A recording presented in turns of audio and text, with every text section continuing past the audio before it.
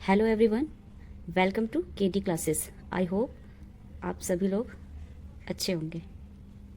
इस वीडियो में हम क्लास 10th की केमिस्ट्री के first chapter chemical reactions and equations का एक टॉपिक है जिसके बारे में डिस्कस करेंगे। सबसे पहले राइटिंग अ केमिकल इक्वेशन। अच्छा, केमिकल इक्वेशन क्या होती है? Chemical equation is a short hand method to represent a chemical reaction. जैसे एक शॉर्ट हैंड मेथड होता है जिसके थ्रू हम लोग क्या करते हैं, किसी भी केमिकल रिएक्शन को रिप्रेजेंट करते हैं। अब जैसे ये कुछ क्या है, जनरल रिप्रेजेंटेशन हमने कर रखा है, कुछ जनरल टर्म्स ले रखे हैं। सपोज लेफ्ट हैंड साइड आपको क्या दिख रहा है, A प्लस बी, जो यहाँ पे कैसे एक्ट कर रहा है एज अ रिएक्टेंट, और जो रिएक्शन के बाद हमें क्या दे रहा है, AB प्रोडक्ट दे रहा है। अच्छा, प्रोडक्ट हमें किस साइड मिलता है, राइट हैंड साइड पे। ठीक, ये एक जनरल टर्म्स है। AB यहाँ पे कैटालिस्ट है। अच्छा, क्या होता है ये हम लोग एक एक करके बेसिक टर्म्स को समझेंगे। अच्छा, ये हमने एक एग्जांपल ले रखा है। यहाँ पे क्या है, मैग्नीशियम ऑक्सीजन से रिएक्ट कर रहा है और प्रोडक्ट हमें क्या दे रहा है, 2 मोल्स ऑफ मैग्नीशियम ऑक्साइड के दे रहा है। ठीक, अब लेफ्ट हैंड साइड पे मैग्नीशियम और ऑक्सीजन यहाँ पे क्या है, रिएक्टेंट है, और मैग्नीशियम और ऑक्सीजन कंबाइन करके जो प्रोडक्ट दे रहे हैं, जो किससे मिलकर बना हुआ है, मैग्नीशियम और ऑक्साइड से। अच्छा, अब इसमें कुछ बेसिक टर्म्स होते हैं जब हम लोग केमिकल रिएक्शन लिखते हैं।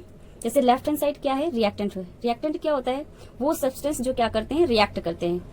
राइट हैंड साइड पे क्या होता है, प्रोडक्ट होता है। प्रोडक्ट क्या चीज होता है, जो रिएक्शन करने के बाद जो भी हमें सब्सटेंस मिलता है वो क्या कहलाता है, प्रोडक्ट कहलाता है। अच्छा, इसमें आपको ये एरो दिख रहा होगा, ये किसको रिप्रेजेंट करता है, ये इरिवर्सिबल रिएक्शन को रिप्रेजेंट कर रहा होता है। इरिवर्सिबल रिएक्शन क्या होते हैं, जैसे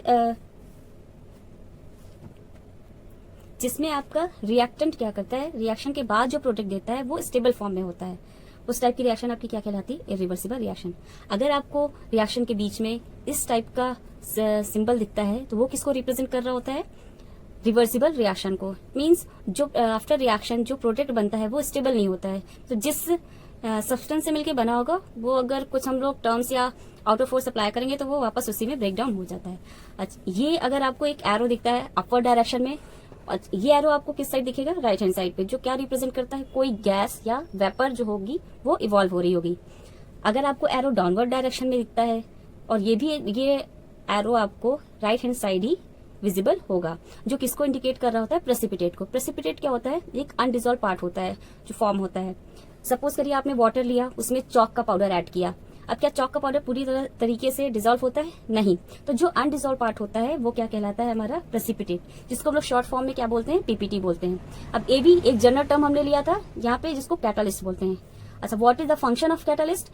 इसका काम होता है, जो आपका प्रेशर हो सकता है, टेम्परेचर हो सकता है, या कोई एलिमेंट हो सकता है, इसका काम होता है रेट ऑफ रिएक्शन को इंक्रीज करना। ठीक, जैसे सपोज करिए कोई रिएक्शन बहुत स्लो हो रही होती है, तो यहाँ पे हम अगर कोई सब्सटेंस हो गया या एलिमेंट हो गया या प्रेशर या टेम्परेचर अगर हम इंक्रीज कर देंगे तो वो रिएक्शन फास्ट होने लगेगी। ओके।